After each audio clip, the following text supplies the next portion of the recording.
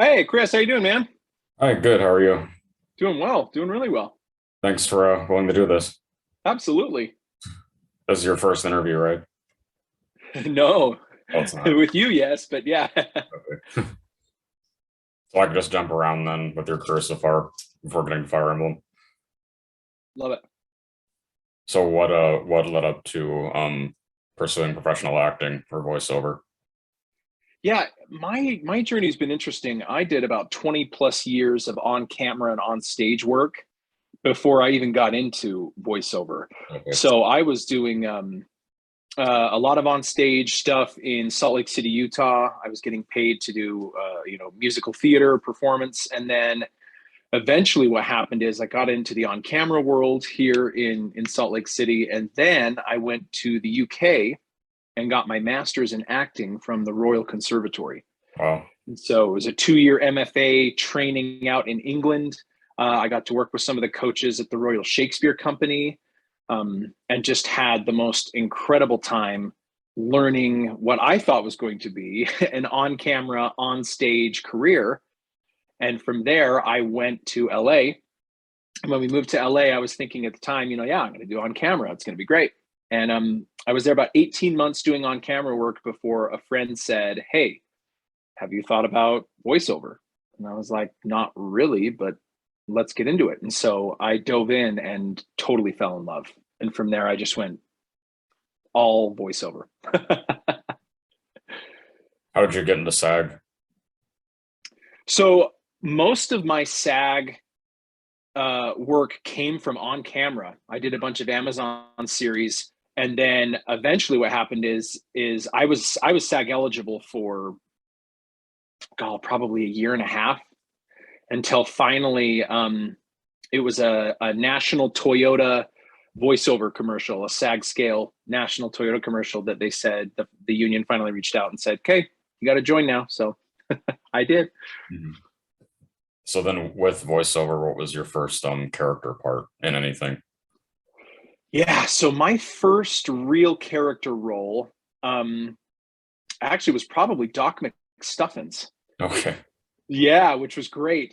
So at the time, I was with an incredible agent out in LA, Portia Scott. She's with Coast to Coast. She's just the best.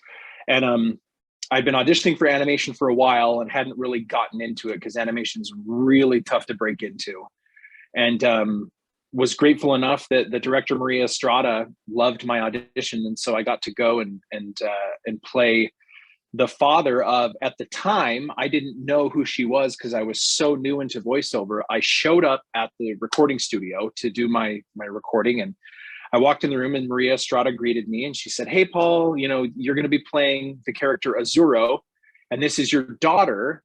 This is Kari Wahlgren." Yeah. And I said, "Oh, hi, like, nice to meet you, Kari." Like, I had no idea who she was.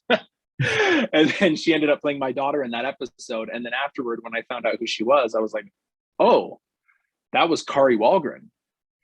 So that was like my first like baptism by fire in the animation community. Mhm. Yeah, I think it was around June of last year. I interviewed her and she's just one of the nicest people Oh, ever. amazing. The Yeah. most incredible person. Yeah. So this was prior to that, I was going to ask what your experience was on Suburbicon. Yeah. Suburbicon was an interesting one because that was when I was still living in LA trying to be an on-camera actor. And I, like I said, I'd done some Amazon series and just a few little things here and there. And um, I actually got called by my agent and they said, "Hey, there's an opportunity to come do this, this Coen Brothers film." And I was like, "Awesome." Uh, and it turned out to be a 16-hour day, where I got to see George Clooney um, in his element as truly one of the most incredible people I've seen on set. We got on set, and because there was so many day players and extras, it was a huge scene outdoors where this family had moved into a home and all the neighbors were protesting this. And so there was like 100 to 150 extras on set. who were surrounding this house, and we were chanting horrible, terrible things. It was an African-American family who moved in, and this was the story of this family moving into this suburban neighborhood, right? And so we're doing this for hours and hours, and it just felt really off-putting. And finally, George Clooney comes over and he says, I don't feel comfortable with all of you having to do this with me not doing it as well. So I'm going to sit here off camera with you and say these horrible, terrible things, because I can't ask you to do something that I wouldn't be willing to do on camera either. And we were like, wow, okay. So we went through these scenes, and like I said, it was a 16-hour day. And as we got towards the end, we're at 2, 3, 4 in the morning now, and people are starting to really fall apart. And, you know, some of the ADs are struggling a little bit, and it's just kind of getting rough. Well, George comes running out from the director's tent, you know, over there, and just starts telling jokes and livening up the crowd and helping people feel comfortable and happy. And, you know, and he's like, I know it's late, we got this, like, we're going to be okay. And I mean, truly just one of the true professionals and an incredible human being. So it was a really fun day on set. Is that the main instance in your career so far where you've gotten to work alongside a really big star like that? Yeah. So I also had the opportunity in I can't remember if it was 18.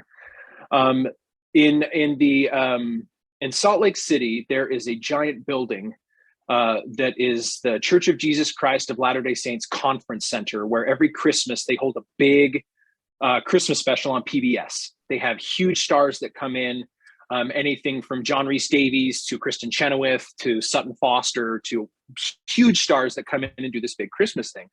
Well, I was asked to come in and portray a man named Horatio Spafford in the story of a hymn that's well known in the Christian community called It Is Well With My Soul. And they brought in Hugh Bonneville to narrate.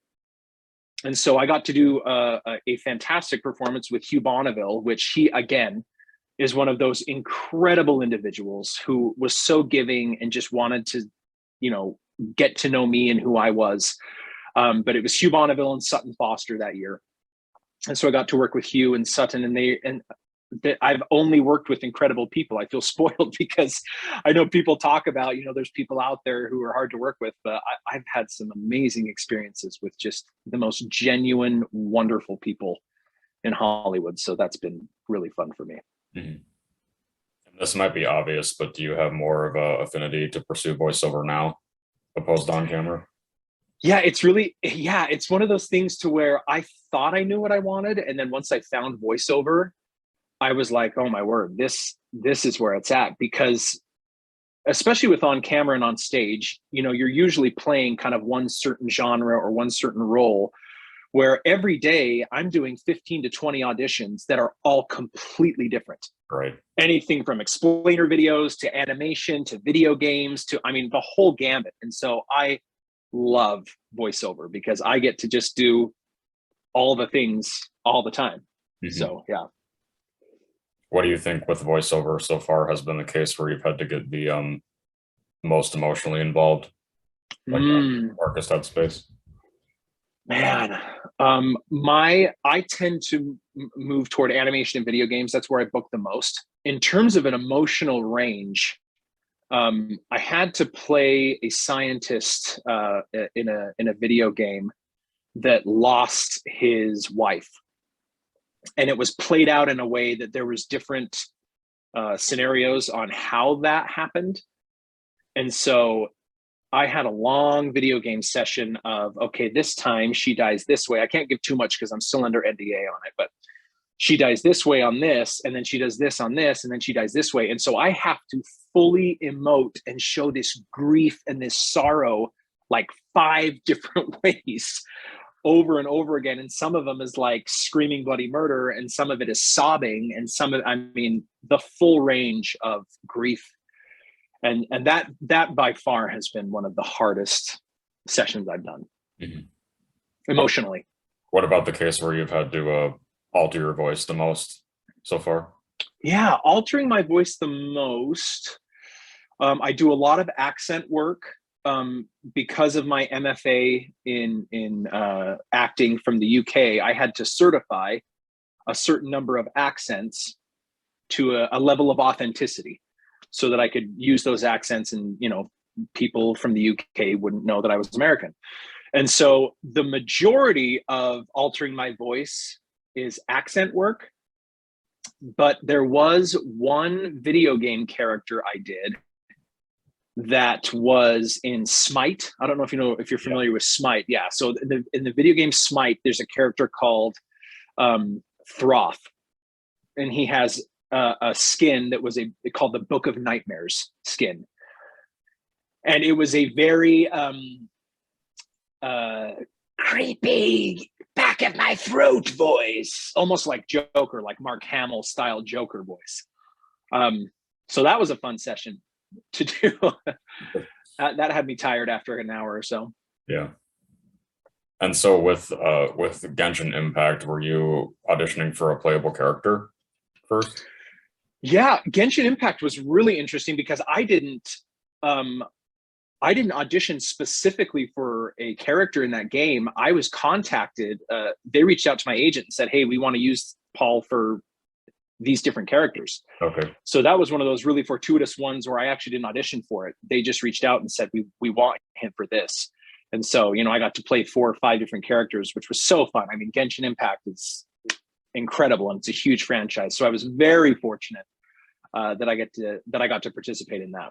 Mm-hmm. And with Fire Emblem, was that just a pretty general audition? Yeah, that was just a regular audition where at the time I was under NDA for that one for a long time. And it was one of those where I didn't know what the project was, right, or who any of the characters were. It was, everything had a pseudonym. And so I just kind of auditioned for this thing, and they said, "We loved it. You know, we want to cast you as this part." And even the character, they didn't tell me the character's name or who they were. They just said, "Here's a little background." And so I recorded the whole thing and then just kind of sat on it and basically just forgot it because I didn't know what it was or what it was for until Nintendo reached out to me and said, "Hey, just so you know, we're releasing this. Here's your character. Here's what you're doing." And I was like, holy cow. Like, seriously? Yeah, I didn't even have any idea, which is great. Mm-hmm. And having interviewed Caitlin Galt as well, was she the one who directed you? I think it was Caitlin, yeah. Okay. It was wonderful. Yeah, it was such a fun experience because, especially not knowing what I was even doing, which is common with video. And I'm sure you've heard this from a lot of your interviews with video game actors, is you walk into a session and they hand you a script and basically just say, "Okay, that first line, you're outside and it's a war zone and you're nervous, go." And you're just like, all right. And you read it 3 times, you know? Mm-hmm. So I didn't have any context for what was happening, which was great. Were you a fan of the franchise prior? I wasn't actually. I'd heard of it because I had friends who played it, yeah, but I had never gotten into it. But since I downloaded it and started playing it because I was like, I'm in it. I gotta play it. What aspects of Salem do you think you could personally relate to? You know, it's funny because there's kind of a sense of brooding to Salem that I love playing characters that have a secret. Yeah. And I feel like Salem has a secret in everything, in all of his lines. I feel like there's something back there that he's working on, that he's connecting to, that he's not letting anyone know, but that you can kind of hear, oh, like there's something more going on. And I'm kind of like that, where I like to give enough information that people still don't, they know that I still have something in there that I'm not letting out. So that's how I think I relate to Salem. Mm-hmm. Well, it is interesting too, because he's the first dark mage in the game. Yeah. I know people were going crazy about that when they were just like, finally, like, oh my word, we have a dark mage. And I was like, yeah, you do. Are there any like favorite lines or line that you had with him? Ooh. Are there favorite lines? Man, there's none that I can think of right now. I just remember going through the script going, the way that they were directing me in that was really fun because they allowed me the freedom on some lines there were a few of them where I read them for them, and then they said, that's great. Is there anything you want to do? And I say, can I just try it a different way? And they're like, yeah. And there was one line specifically, and I'm trying to remember which one it was, where after I said it the way I said it, they were like, oh, that changes all the other ones. Let's do the other ones. Oh. And so I said it in a way that they went, that adds such a unique, level, that they wanted me to re-record some of the other ones that I had said after that, because my intonation or the way that I had done it had affected the other lines. Mm-hmm. So that was really fun. I'm trying to remember which line it was, and I can't remember now. Ah, dang it. Yeah, I can't remember. Well, when you did download the game, do you play Salem? Oh yeah. You have to, right? Like if it's your character, it's like, yeah, I've got to play the character. Mm-hmm. Yeah, it's been fun because, like I said, I didn't play Fire Emblem before, and so for me, it was kind of a new deal because I had done Shadowverse. Yeah. And I hadn't played that one before either. I was not really into those type of games. I'm more of a first person guy. But Fire Emblem has kind of opened me up to the excitement of this new kind of genre of RPG that I hadn't really played before. So It's been really fun. I'm not very good, but I'm learning. I'm growing. Well, I do think it's especially cool lately, for sure, that a lot of actors that are in Heroes, that's their first role in anything. Yeah, it's definitely one of the biggest I've done so far. I've got another couple NDA projects right now that I'm really excited for. That, again, Fire Emblem kind of kickstarted everything. So it's cool that that was the first big one. Have you had many anime auditions? I have. Anime has been interesting because I have so many friends who absolutely love that world and are such a huge part of it. And I've only recently been getting a part of it because I've been getting more auditions for dubbing. And I think dubbing is an interesting genre in voiceover right now, because as an actor, I see that dubbing takes a particular skill, and it requires a certain skill set and a talent and an ability, but it's also one of the lowest paying areas of voiceover, which to me is a kind of an oxymoron, because to bring the passion of acting to dubbing takes a whole different skill that not a lot of people have. And yet with the pay scale so low, it makes it hard to want to do it. Right. So I've had plenty of auditions. I haven't booked any dubbing, but I also don't actively pursue it as much. I think if the pay scale changed, that might be different. But yeah. I have, maybe it is the same with everybody, but so when you were doing Fire Emblem, was that just lines that you were reading off?